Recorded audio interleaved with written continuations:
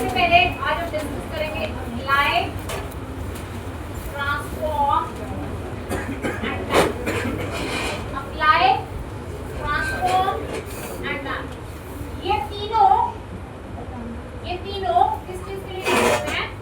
आपने data frame पे, data frame के कॉलम पे या किसी सीरीज पे आपने कोई फंक्शन चलाना है। डेटा फ्रेम में डेटा आया, एक कॉलम का डेटा किसी फॉर्मेट में आया, आपको नहीं पसंद, आपको उसको कन्वर्ट करना है किसी और को, ठीक है? तो आपको उसके ऊपर कोई फंक्शन लगाना है, तो आप क्या यूज करते हैं? Apply, transform, map. थोड़ा डिफरेंसेस है, तो तीनों का काम यही है कि कॉलम के ऊपर कोई अपना फंक्शन आपको चलाना है, तो आप क्या यूज करते हैं? अप्लाई, ट्रांसफॉर्म या मैप। पहले पार्ट ऑफ लेक्चर में हम ये करेंगे, उसके बाद दूसरा काम करेंगे। अभी तक मैं क्या कर रही थी? हमेशा CSV फाइल से डेटा लेके आती हूँ। कभी-कभी ये भी हो सकता है कि आपका डेटा डेटाबेस में, ठीक है? आपको डेटाबेस में से डेटा लाना है, डेटाबेस में से डेटा उठा के आपने उसका क्या बना देना है? डेटा फ्रेम, ताकि फिर उस डेटा फ्रेम पे आप सारा जो आपने पढ़ा काम पढ़ा है वो सब कर सकते। या फिर आपके पास डेटा फ्रेम है, आपने उस डेटा फ्रेम को के डेटा को उठा के डेटाबेस में स्टोर कर, डेटाबेस में से डेटा लाके डेटा फ्रेम बना लेना है, उस डेटा फ्रेम पे सारी ट्रांसफॉर्मेशन वगैरह कर लो, और फाइनली फिर उस डेटा को आप दोबारा डेटाबेस में पुश करना चाहते हो तो वो कर सकते, ठीक है? ये करके हमारा 5-10 वाला काम खत्म हो जाएगा, फिर हम विजुअलाइजेशन पे। तो आज का पहला टॉपिक है हमारा अप्लाई, ट्रांसफॉर्म एंड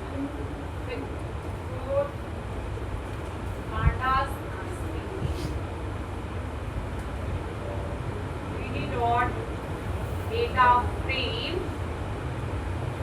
मैंने एक डेटा फ्रेम बनाया, उसमें एक कॉलम लिया मैंने ए, एक कॉलम लिया मैंने ए बी, दो कॉलम्स लिए, ये DF मेरा डेटा। अब सबसे पहले देखो अप्लाई कैसे, DF डॉट अप्लाई। अप्लाई क्या करता है? फंक्शन एग्जीक्यूट करता है। किस पे? पूरे डेटा फ्रेम पे भी कर सकता है, डेटा फ्रेम पे कॉलम वाइज भी कर सकता है, डेटा फ्रेम पे रो वाइज भी कर सकता है, और किसी एक डेटा फ्रेम के कॉलम पे भी फंक्शन करता है। DF डॉट अप्लाई, आप इसका सिंटैक्स देखो, फंक्शन जो अप्लाई करना है, और एक्सेस किस एक्सेस पे आपने इसे अप्लाई, जैसे मैंने बोला DF डॉट अप्लाई, फंक्शन कौन सा अप्लाई करना है? सम। इससे क्या किया? पहले फर्स्ट कॉलम का सम किया, ए वाले कॉलम का इससे सम कर दिया, ऐसे ही इससे किसका सम कर दिया? बी वाले का, ठीक है? ठीक है, अभी मैंने ये फंक्शन अपना फंक्शन को लिखा है, मैं चाहूं तो यहाँ पे अपना वर्ड का फंक्शन लिख, ठीक है? जैसे अपने लॉजिक से काम करना है तो इससे क्या कॉलम वाइज होता है, पहले कॉलम का सम किया, फिर सेकंड कॉलम का सम किया, दोनों कॉलम का रिजल्ट। अगर मैं इसी में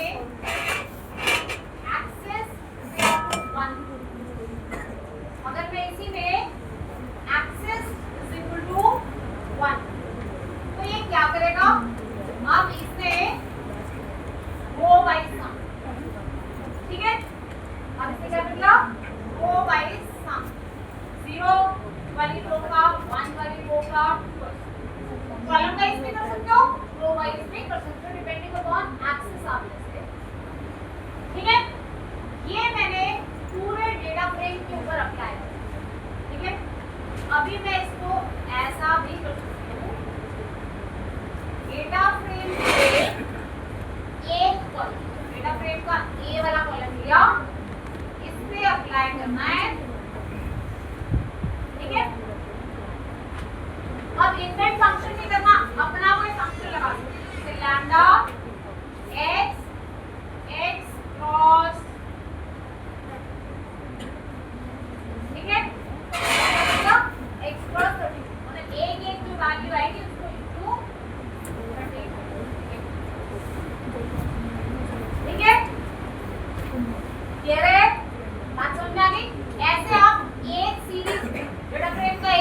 मतलब एक सीरीज होता है ना, एक सीरीज में भी लगा सकते हो या पूरे डेटा फ्रेम में भी लगा, ठीक है, क्लियर है। ऐसे ही देखो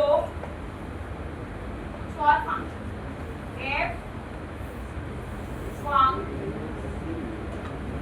इसमें एक आर्ग्यूमेंट आया x और दूसरा आर्ग्यूमेंट आया,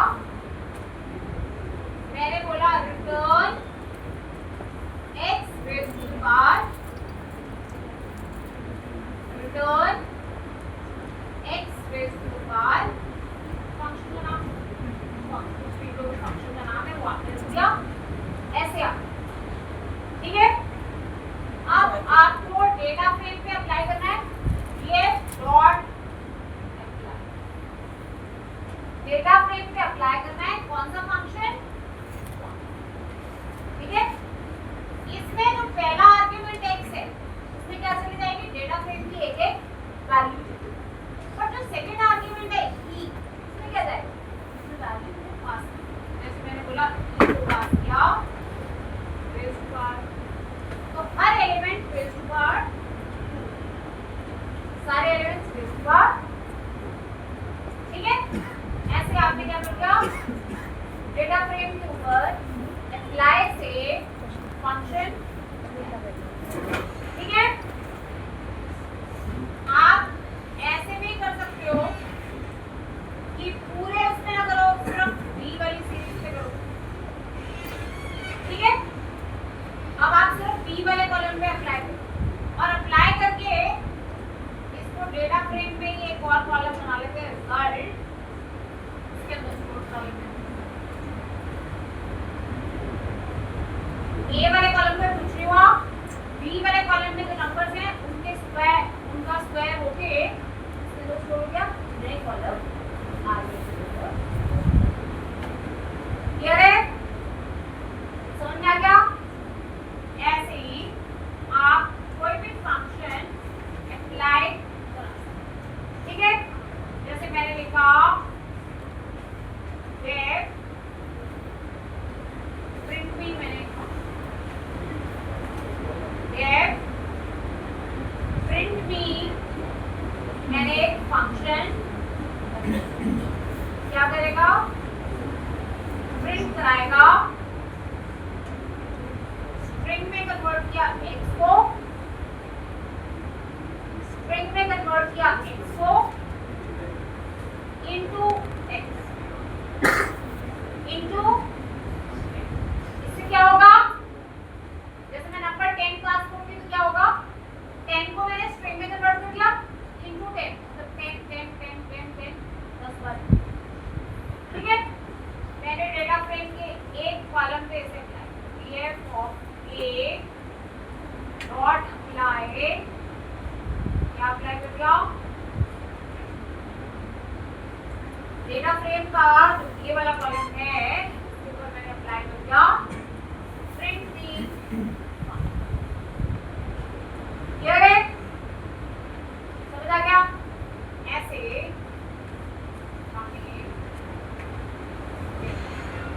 आ गया ये बार, ठीक है, क्लियर है, समझ में आ गया। ऐसे आप ये नेक्स्ट और अप्लाई से क्या कर सकते हैं, अभी देखो मैं एक डेटा फ्रेम बनाती हूँ, एक नया डेटा फ्रेम बनाती हूँ जिसमें नेम है, यूजर्स का नाम है और एक कॉलम ईमेल, इसमें मतलब क्या पड़ा हुआ है ईमेल एड्रेस, ठीक है।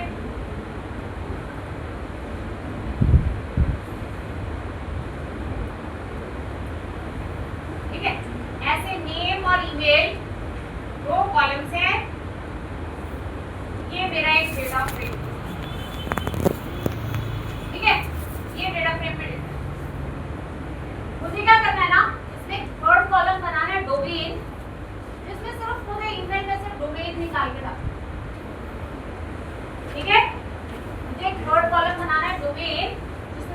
करना है, सिर्फ डोमेन निकाल के डालना है। ठीक है, देखो कैसे करेंगे। डेटा फ्रेम में एक नया कॉलम बनाया डोमेन, डेटा फ्रेम में एक नया कॉलम बनाया डोमेन, डेटा फ्रेम के ईमेल वाले कॉलम पे, डेटा फ्रेम के ईमेल वाले कॉलम पे लाए। आप पूरा फंक्शन लिख लो या लैम्डा फंक्शन लिख लो, आपकी चॉइस। लैम्डा एक्स के अंदर क्या आएगा, एक ईमेल एड्रेस, मैंने क्या बोला, x डॉट स्प्लिट, स्प्लिट करो किस पे, एट द रेट पे स्प्लिट करो। जब एट द रेट पे स्प्लिट करोगे दो चीजें आ जाएगी ना, एट द रेट से पहले वाला और एट द रेट के बाद। आपका इंटरेस्ट किसमें है, बात करो। ठीक है, ये डेटा फ्रेम में एक नया कॉलम बन जाएगा डोमेन, इसमें सिर्फ डोमेन स्प्लिट अप कीजिए। ठीक है, क्लियर है, समझ में आ गया। अभी आपके डेटा फ्रेम में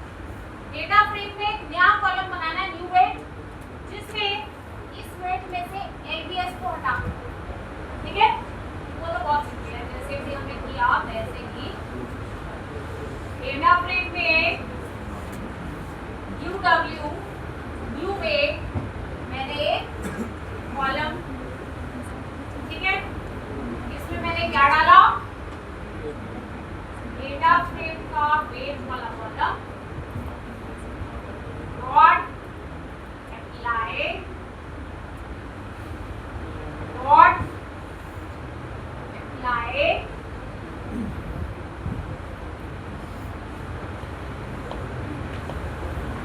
लैम्डा एक्स, तो इसी की तरह ही है, एसटीआर में टाइप किया एक्स को डॉट स्ट्रिप कर दिया, स्ट्रिप कर दिया, ये तीन वर्ड्स मैंने उसमें से स्ट्रिप ऑफ कर दिया, निकाल दिया। ठीक है, इतना करने के बाद अब आप देखो रोज बहुत सारे हैं ना, तो मैं लिमिटेड सिखा रही हूँ, पहले 10 सिखा रही हूँ। उसका वेट भी देखना और उसका वेट भी देखना। एलबीएस हट गया ना इसमें से, ठीक है। मैंने एक नया कॉलम बना लिया, उसमें क्या डाला, वेट डाला, और उसमें से ये लास्ट वाला एलबीएस मैंने स्ट्रिप कर दिया। ठीक है, अब मुझे डेटाबेस में एक नई कैटेगरी बनानी है, एक नया कॉलम बनाना है कैटेगरी का, जिसमें वेट के अकॉर्डिंगली कैटेगरीज बने, लो मीडियम हाई, ऐसे मुझे कैटेगरीज।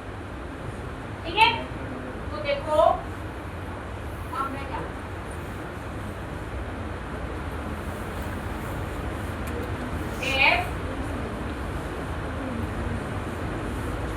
कैटेगराइज करने के लिए मैंने फंक्शन, कैटेगराइज करने के लिए मैंने फंक्शन, इसमें आर्गुमेंट आ गया if x is greater than, if x is less than 150 तो return low। तो मैंने category they the and if अगर x is greater than equal to 150 and x is less than 170 तो मैंने रिटर्न किया else return लो medium high. ये मैंने क्या कर लिया, कैटेगरीज। ठीक है, लो मीडियम हाई मैंने क्या बना ली, कैटेगरीज। अब डेटा फ्रेम में एक नया कॉलम बनाऊंगी कैटेगरी, डेटा फ्रेम में एक नया कॉलम बनाया कैटेगरी। मैंने क्या बोला,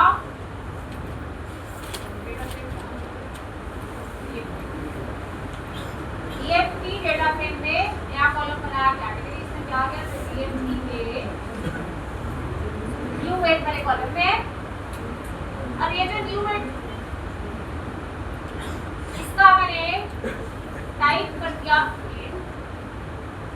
क्योंकि मैंने वहां पे इंटीजर टाइप में चेक लगाया ना, अभी तक इसकी डेटा टाइप इंटीजर नहीं है, तो इसको एज टाइप पास किया, फिर अप्लाई किया क्या, ये जो मैंने फंक्शन। ठीक है, इससे क्या हो जाएगा, कैटेगरीज आ जाएगी, इससे हमारी कैटेगरीज चला के देखो इसको,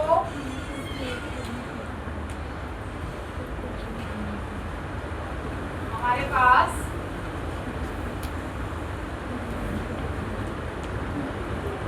मैं वेट भी देखती हूँ और देखती हूँ कैटेगरी क्या, कैटेगरी आ रही है, ये कोड हमने एग्जीक्यूट किया, कोड सही चल रहा है, कोड में कोई प्रॉब्लम नहीं है, कहीं कहीं ना मेरे बीच में नैन वैल्यूज है। जब मैं एज टाइप प्रिंट कर रही हूँ ना, तो नैन वाले रिकॉर्ड्स क्या कर रहे हैं, ठीक है। जब मैंने यहाँ पे पहले जब मैंने ये स्ट्रिप किया, तो स्ट्रिप करने में तो कोई प्रॉब्लम नहीं है, अगर नैन में पीछे एलबीएस नहीं था तो नहीं।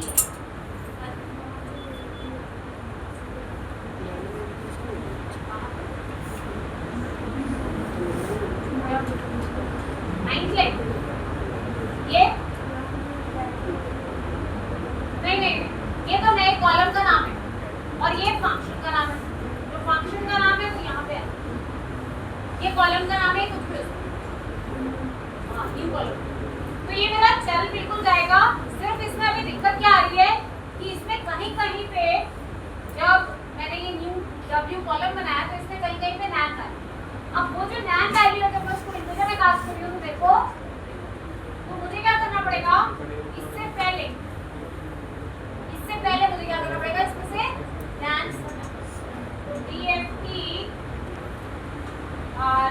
W वाला है, इसको मैंने लिखा DFP और W वाला कॉलम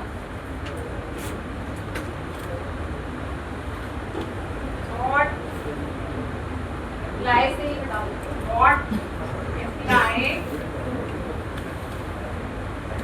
लैम्डा x 0 रिटर्न करे if 0 रिटर्न करे if x is than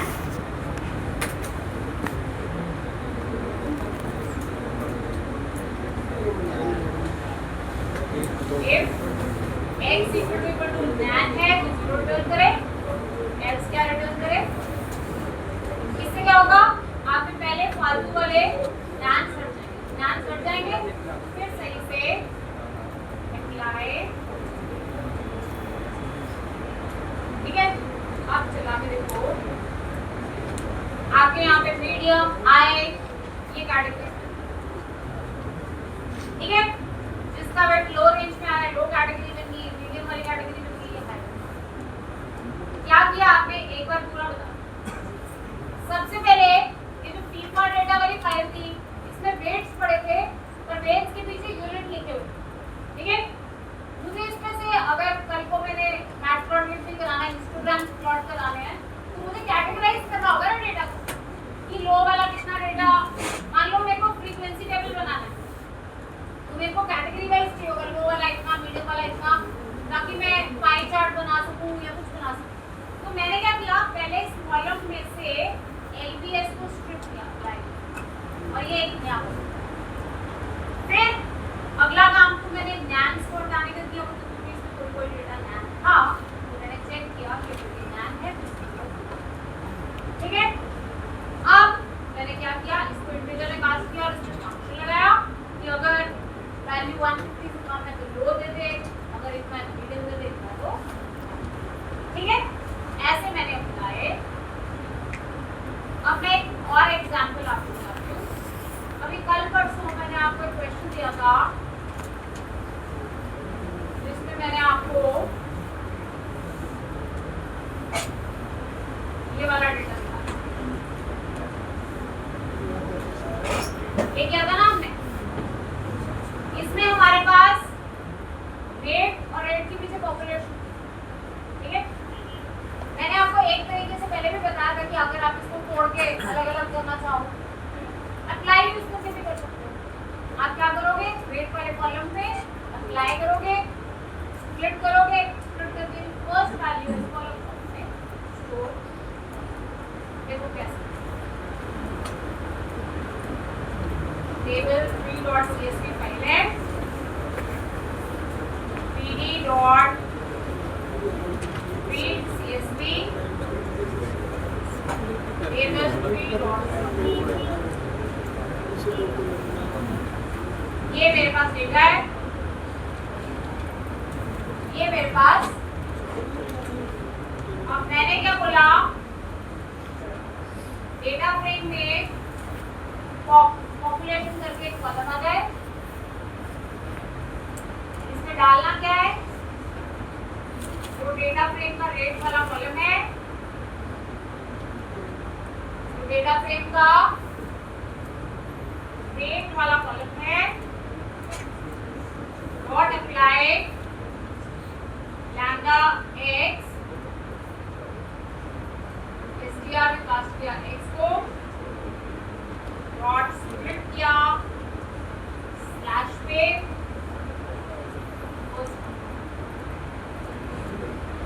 ठीक है। और अगर इसके बाद रेट वाले कॉलम में आप सिर्फ रेट रखना चाहते हो तो डेटा फ्रेम के रेट वाले कॉलम में क्या डाल दिया, यही स्प्लिट करके ये जो पहले वाला हिस्सा है, ठीक है, ये मैंने दो बच्चों से अलग अलग रेट अलग हो गया,